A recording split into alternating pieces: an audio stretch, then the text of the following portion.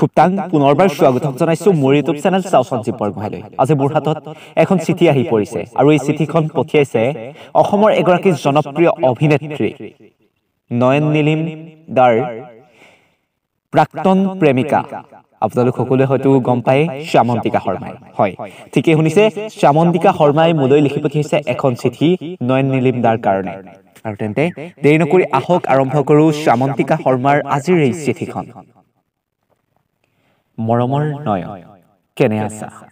আশা কৰো তুমি ভগৱানৰ কৃপাত ভালেই আছা। মোৰ খবৰ ভালেই। তোমাৰ মা কেনে আছে? তেওঁক মোৰ শ্ৰদ্ধা মৰম দিবা। মোৰ এই চিঠিখন পঢ়িবলৈ তোমাৰ সময় হয় নে নহয় নাজানো। সেয়ে তোমাৰ লগতে অসমৰ ৰাইজক মোৰ চিঠিখন পঢ়ি শুনাবৰ বাবে চাও সঞ্জীৱ বৰগোহাঁই ইউটিউব চেনেলৰ স্বত্বাধিকাৰীলৈ প্ৰেৰণ কৰিলো। তোমাৰ মোৰ খবৰ লবলৈতো সময়েই নাই। মই কেনেদৰে আছো, ক'ত আছো, কি কৰিছো, তোমাৰ বাৰু এবাৰো মন নাযায়নে মোৰ কথা সুধিবলৈ? নে 12 বছৰ সেই আগৰ কথাবোকে ধৰি আছা? সেয়া আছিল এক দুৰ্ঘটনা।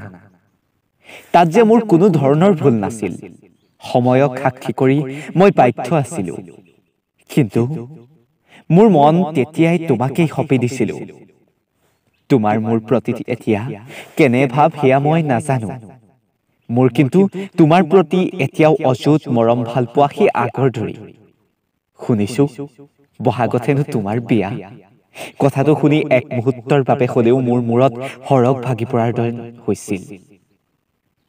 ভালো লাগিছিল। অত দিনৰ পাছত তেওঁ যে বিবাহ পাশত আবদ্ধ হব। মইতো বিবাহিত মহিলা। তেওঁনো মোক কেতিয়া ক'ত নিজৰ আপোন কৰি ল'ব। তোমাৰ জীৱন সুখৰ হওক। তুমি সাগৰিকাৰ লগত সুখেৰে জীৱন কটোৱা। মই তোমাৰ আজীৱন প্ৰেমিকা হৈয়ে থাকিম। তোমাৰ সেই যে মিঠা মিঠা কথাবোৰ, কবিতা, গান এইবোৰকে লৈ মই পাৰ কৰি যাম মোৰ জীৱন। তোমালোকলৈ থাকিল মোৰ অশেষ অশেষ শুভকামনা। বিয়াৰ দিন ধাৰ্য কৰিলা নেকি? বিয়াত পিছে মোক মাতিবলৈ নাপাহৰিবা। এই অভাগিনীয়ে তোমাৰ বিয়ালৈ নিশ্চয় যাম। শেষবাৰৰ বাবে নয়ন ভৰি চাম মোৰ সেই প্ৰেমিক নয়নক। কিদৰে বাৰু মই চাম?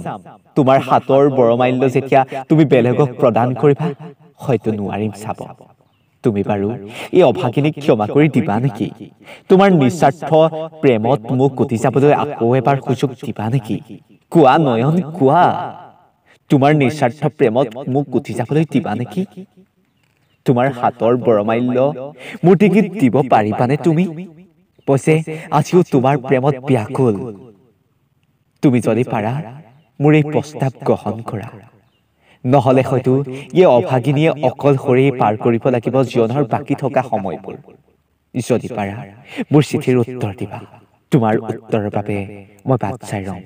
ইতি তোমাৰ শুভাকাংক্ষী জানমণি। বন্ধু বান্ধৱীসকল, এইখন আছিল শ্যামন্তিকা শৰ্মাবায়ে নয়ন নীলিম দালৈ পঠিওৱা এখন কাল্পনিক চিঠি। যদি এই কাল্পনিক চিঠিখন আপোনালোকে শুনি ভাল পালে, ভিডিঅ'টো লাইক, কমেণ্ট, শ্বেয়াৰ লগতে চেনেলটোত যদি নতুনকৈ আহিছে ছাবস্ক্ৰাইব কৰি যাবলৈ কিন্তু একেবাৰে নাপাহৰিব। লগতে এইটো কথা কওকচোন, শ্যামন্তিকা বা আৰু নয়ন নীলিম দাৰ যদি বিয়া হয় আপোনালোকে কেনেকুৱা পাব? যদি ভাল পায় তেতিয়াহ'লে কমেণ্ট এটা দি যাবলৈ একেবাৰে নাপাহৰিব। পুনৰ এটা নতুন ভিডিঅ'ত লগ পোৱাৰ প্ৰতিশ্ৰুতিৰে আজিলৈ মই চাও সঞ্জীৱ বৰগোহাঁই আপোনালোকৰ মাজৰ পৰা বিদায় মাগিছো। ৰং বয় বয়, জয় আই অসম।